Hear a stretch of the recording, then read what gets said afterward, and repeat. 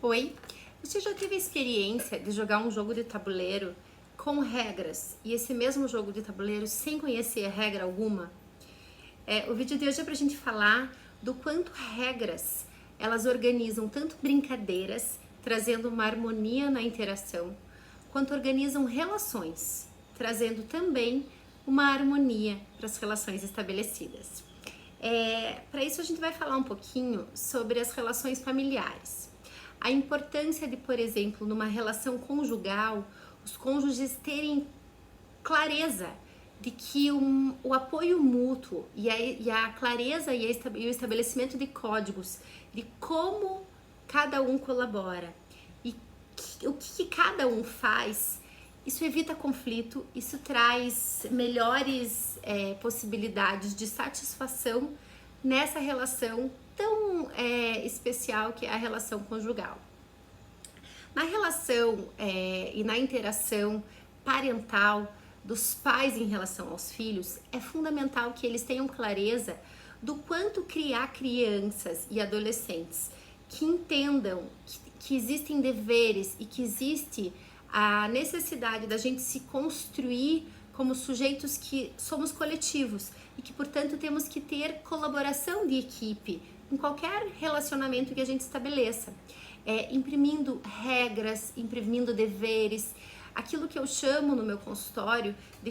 colaboração com amor. Eu insisto tanto para que as famílias compreendam que filhos, desde muito pequenos, podem ter as suas tarefas e saber que elas devem ser seguidas. Porque assim como uma criança muito pequenininha, de 3 anos de idade, quando chega na escola, sabe onde ela deve colocar a sua mochila, ela sabe o que ela tem que fazer com a sua agenda, ela sabe o horário e a forma como ela deve se portar quando ela está num grupo, o mesmo ela pode fazer dentro de casa, na família. Ela pode ser cobrada desde muito cedo a ter alguns comportamentos e entender que quando ela cumpre aqueles deveres que são compatíveis com aquilo que ela, na sua idade cronológica, tem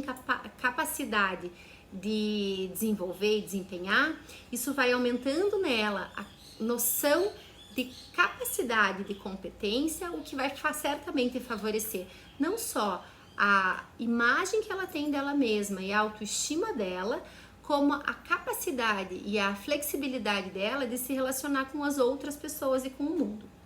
E na relação fraterna entre irmãos, então a gente pode também pensar que existe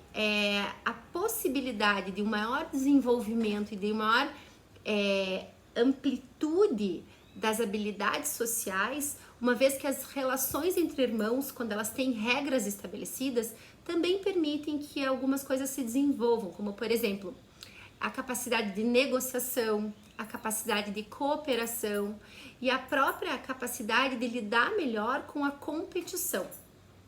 Os irmãos muitas vezes apresentam uma certa rivalidade, conflito, quando os pais não deixam claras as diferenças das competências desses filhos. Por exemplo, quando crianças de idades diferentes são cobradas de deveres iguais. Os deveres que as crianças têm que cumprir dentro de casa, eles têm que ser diferenciados, porque as crianças são diferentes. Então é muito interessante que os filhos tenham tarefas distintas, mas que eles compreendam que todos têm as suas tarefas, porque eles são seres distintos, eles são crianças muitas vezes assim, com idades diferentes, com funcionamentos diferentes, e que se eles entenderem que cada um dentro de um grupo tem o seu papel e a sua importância e a sua colaboração, as regras conseguem demarcar isso que é tão importante, que é o pertencimento a um grupo, respeitando a individualidade de cada um. A família é um ótimo laboratório para formar cidadãos para o mundo e para que no mundo esses cidadãos possam respeitar uns aos outros, não invadindo o espaço do outro, mas ao mesmo tempo respeitando o seu próprio espaço. Portanto, se você puder colocar regras na tua vida, regras na tua casa e regras nas tuas relações, eu tenho certeza que você vai ter uma vida mais harmônica. Um beijo para você!